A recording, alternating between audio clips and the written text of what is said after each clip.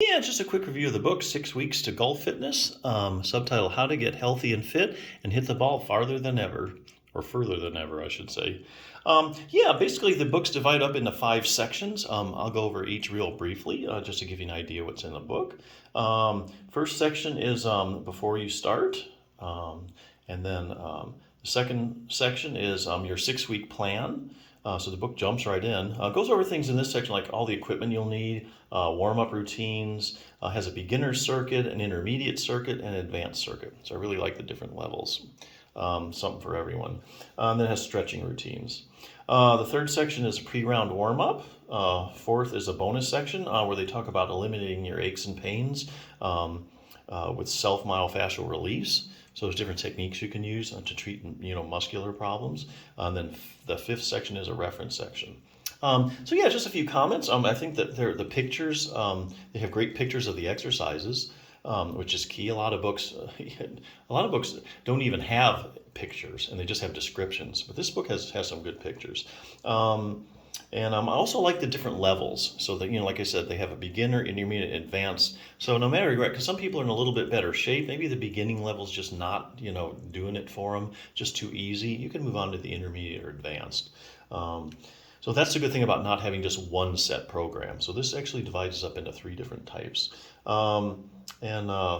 Oh, the other thing is, yeah. So you don't also have to have you can do the whole thing without any really fancy equipment. So a lot of these fitness programs you read in books, you got to go to a gym, you got to use this, you got to buy that. This really, you don't have to buy anything real fancy to get the results here. So yeah, like I say, 6 weeks of golf fitness. If you're looking to get in better shape, the better shape your body's in, the better shape your golf game's going to be. Basically, another good resource for golfers, I think, is golfers have a lot of problems sometimes with the rotator cuff. This is a good resource as well. The 6-minute torn rotator cuff solution for seniors, although you can forget the seniors, it's good for athletes as well. If you think you have a rotator cuff problem or you want to avoid one, this is also a good resource because with golf, you use your shoulders a lot. Not uncommon to find golfers with shoulder pain. Real briefly, the book starts out with, what exactly is the rotator cuff. It's a lot of pictures, so if you're a visual learner, you'll really like this. It's not really dry reading. So you'll know what the rotator cuff is, what it does, how it works. Another answers you need to know, what are the symptoms of a rotator cuff tear? Also, are there any maneuvers that might indicate that I have a tear? Pictures in this book are really good too. They're all line drawings. Where exactly does it tear at? Are there different kinds of tears? I have a rotator cuff tear and I'm in a lot of pain. I need surgery, right? Well, not necessarily. So this is a very evidence-based book, and they answer these questions all by quoting studies, and that's what each of these boxes are.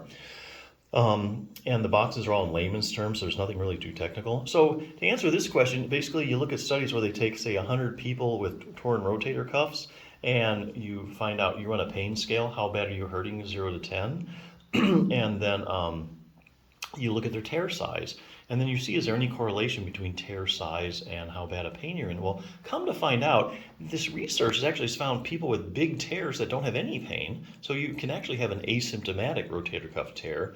And there's people with really small tears that are hurting a lot. So just because you're hurting a lot doesn't mean you necessarily have to have a rotator cuff repair. What will happen if I just leave it alone? It's a good question you want to know. Hey, I tore my rotator cuff. Well, what if I don't do anything? So here again, looks at studies where they take people with rotator cuff tears that don't get any treatment, and they follow them for 5 or 10 years. And so what happened? Do they get better, same, worse? Here's a great one. How does exercise compare to surgery when it comes to treating my torn rotator cuff? So here again, evidence-based book. The only way to answer that question, you look at the randomized controlled trials. That's the highest form of proof in medicine that a treatment's effective. So this book has compiled all the randomized controlled trials that have compared exercise to surgery. So let's say they take, 100 golfers that have tore their rotator cuff. 50 are randomized to surgery. The other 50 do an exercise program and follow these people for 6 months, a year, a couple of years. What happens to them? Which group does better, surgery, exercise? Well, actually, surprisingly enough, this book has found very consistent finding with all these randomized controlled trials. Basically, whether you do exercise or have surgery, you're going to end up at the same place, which isn't really all that surprising. Even if you have surgery, you're going to end up doing an exercise program anyway for rehabilitation. So that end, the book ends with exercises, and like the other book, it has 3 different levels, which I really like. It has a beginning, intermediate, and advanced exercise program. So let's say you tore your rotator cuff, you can hardly move your arm. There's some really low level exercises.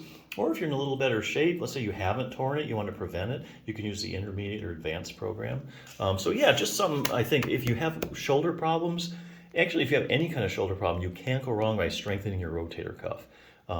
And I have to admit, you strengthen your rotator cuff, your game's going to get better as well.